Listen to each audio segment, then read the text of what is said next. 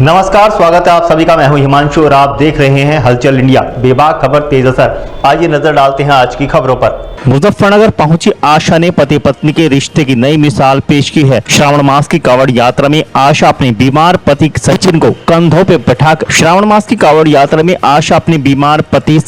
कंधों पर लेकर 170 किलोमीटर की यात्रा कर रही है। सचिन ने पिछले 13 साल खुद कावड़ यात्रा की। इस बार शारीरिक बीमारी के कारण वो चल नहीं पा रहा। आशा ने हरिद्वार की हर की पैड़ी पर सचिन को स्नान कराया और दक्ष मंदिर में दर्शन कराए। आशा का कहना है कि उनकी एकमात्र मनोकामना उनके पति के स्वस्थ होने की है। इस यात्रा में दंपत्ति के 2 छोटे बच्चे भी साथ हैं। परिवार अभी हरिद्वार से मोदीनगर की ओर बढ़ रहा है। शुक्रवार की शाम को जब आशा अपने कंधों पर अपने पति को लेकर मुजफ्फरनगर के शिव चौक पर पहुंची तो लोगों की भीड़ जमा हो गई। स्थानीय लोगों ने दंपत्ति का उत्साह बढ़ाया। आशा ने उत्तर प्रदेश सरकार से मदद की गुहार लगाई है। उन्होंने अपने पति के लिए घर बैठे काम करने की कोई व्यवस्था करने की अपील की। वो चाहती है कि वे अपने बच्चों का पालन पोषण कर आत्मनिर्भर बन सके।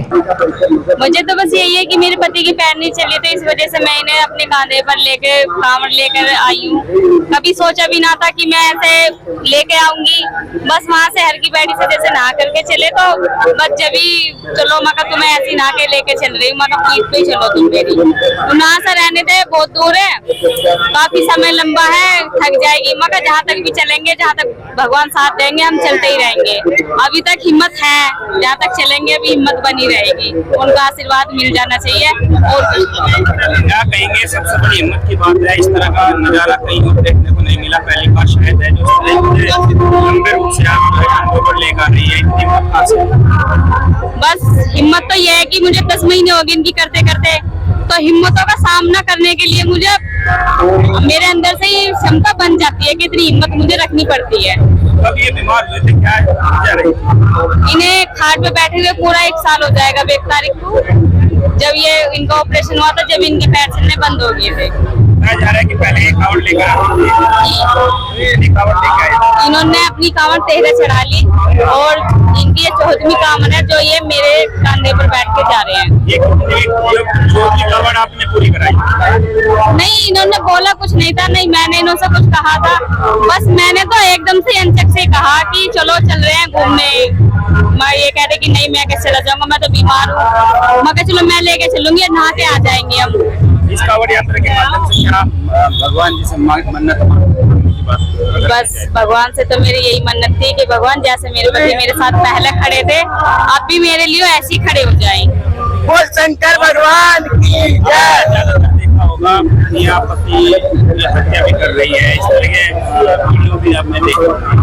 आप उनके लिए क्या कहेंगे? जी मैं उनके लिए कुछ नहीं कहना चाहती। उनका मन है, उनकी सोच, उनकी जैसी सोच थी उन्होंने अपनी सोच के द्वारा वैसा काम कर दिया। लेकिन हर किसी इंसान की एक सी सोच नहीं होती। अपनी सोच के द्वारा हर कोई अपनी सोच के मुताबिक काम ही करता है।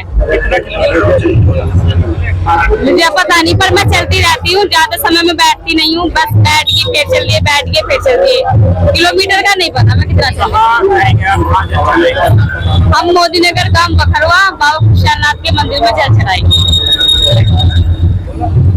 मैं जो पिछले 1 साल से बीमार हूँ, मेरा रीढ़ की हड्डी का ऑपरेशन हुआ है। जब से मैं चल फिर नहीं रहा, सब मेरा खाना पीना, लैट्रिन, नहाना धोना सब मेरा बेड पे ही होता है। सब मेरी घरवाली आशाई करती है। 2 मेरे बच्चे हैं छोटे छोटे।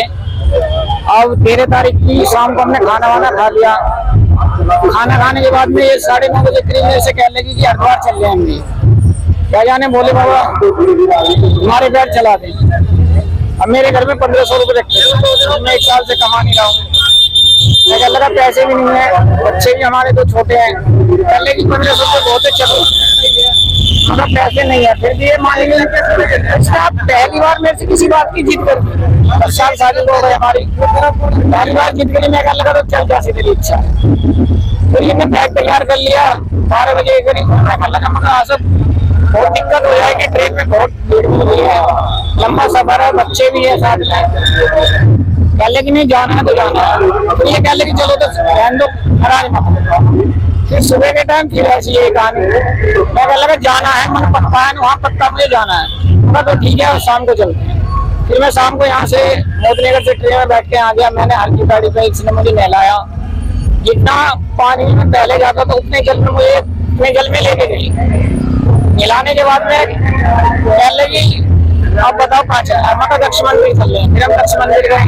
दक्ष मंदिर के बाद में मैं कह लगा अब चले ट्रेन में बैठ के वापसी, कह लगी नहीं अब हर की गाड़ी फिर चलो और नहा के मैं बाबा खुशहालनाथ के मंदिर में तुम्हें पीठ पे ले जाऊँ। मैंने इसे मना नहीं करा क्योंकि मुझे तो अनुमान है पहले से मैंने तेरे कांवड़ चढ़ा चुका हूँ। बहुत लंबा सफर है क्योंकि 5 किलो जल ले जाना बहुत जरूरी है और मेरा 37 किलो वजन ये अपने पीठ पे ले जा रही है। प्लस 2 बच्चे मेरे छोटे छोटे हैं वो भी मेरे साथ जल चला रहे हैं। ये मुझे लेके चल रही है, 2 बच्चे हैं वो जल लेके चल रहे हैं। मैंने बहुत समझा लेकिन इन्हें जिद पकड़ ली मैं जाऊंगी तो जाऊंगी। अब आ रहे हैं धीरे धीरे भोले बाबा की दुआ से आधे रास्ते तो आ गए, आगे की नहीं आई भोले बाबा पार कहेंगे आपके बस यही है। देखो ये मेरी किस्मत है जो मुझे ऐसी पत्नी मिली। मुझे मेरा सौभाग्य है कि एक औरत का आदमी के कंधों पर बोझ होता है लेकिन आज मेरा बोझ मेरी औरत के कंधों पर है। ये मेरी बड़ी दुख की बात है। रास्ते में किस तरह का रिएक्शन देखने को मिला? बस सही चल रही है, अभी तक तो हिम्मत नहीं आ रही है और ये कह रही है कि जहाँ हिम्मत हार जाऊंगी वहां से मैं तुमसे कह दूंगी। मैं तो कह रहा हूँ जब भी कि देख ले कोई दिक्कत नहीं है, भोले से ऐसे हाथ जोड़ लेंगे। अगर परेशानी हो तो परेशान मत होना। क्या जब ठान लिया तो यही नहीं है कि मुझे 23 तारीख में घर जाना है भोले बाबा खुशहालनाथ के मंदिर में। भोले बाबा ने यहाँ आई हूँ 23 में जाओ, 25 में जाओ, 30 में जाओ, कितना भी टाइम लगो लेकिन बाबा खुशहालनाथ के मंदिर में जाऊंगी तो मैं अपनी गिफ्ट चाहिए।